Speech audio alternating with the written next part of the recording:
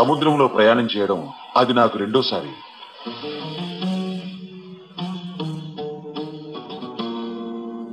నా ఓడ తుఫాన్ తాకిడికి గురై ఎవరూ లేని దీవిలో నేను చిక్కుకున్నాను. ఏమిటి విచిత్రం? అరే, వజ్రం, వజ్రం, వైడూర్యం, ముత్యాలు, రత్నాలు అన్ని ఇక్కడే ఉన్నాయి. ఒక్క నిమిషం, ఈ దీవి నుంచి బయటపడలేనప్పుడు వీటితో నాకు ప్రయోజనమేముంది?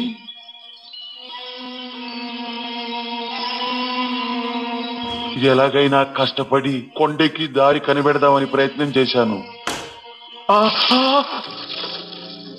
కానీ ప్రతిసారి నా ప్రయత్నం విఫలమయ్యింది. బయటపడ్డానికి నాకు వేరే దారి కనిపించలేదు. నా కథ ఇక్కడితో ముగిసిపోతుందేమో. సింధుబాద్ పరిస్థితి చాలా దారుణంగా ఉంది. మనం అతనికి సాయం చేస్తే ఎలా ఉంటుందంటావు? నాకు అప్పుడే తెలుసు నోబితా, నువ్వు ఇలాగే ఎవరికైనా సహాయం చేయాలనుకుంటావని. నువ్వు నన్ను అర్థం చేసుకున్నావని నాకు బాగా తెలుసు, గానీ ముందు వచ్చి సింధుబాద్ కి సాయం చేయి. ఆహా, ఏదో ఆహారం పడేశారనుకుంటా. ఇప్పుడు ఇది నా ఆకలిని తీర్చబోతుంది. నాకు చాలా సంతోషంగా ఉంది.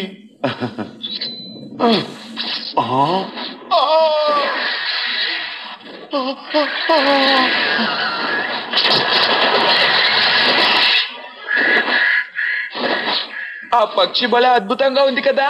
నన్ను వదిలేస్తే ఇలాగే చూస్తూ కూర్చుంటా. అంత బాగా నచ్చిందా? మళ్ళీ సమస్య వచ్చి పడినట్టుందే.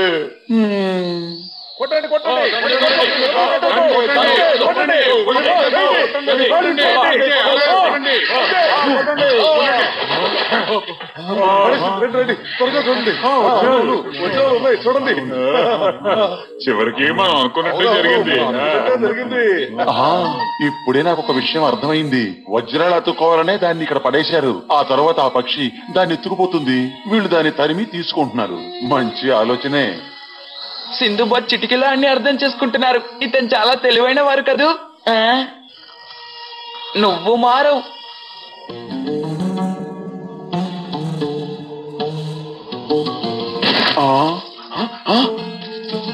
ఇక్కడి నుంచి తప్పించుకోవడానికి ఇదే అతని ఉపాయమా? అరే, ఆ పక్షి కూడా వచ్చేసింది.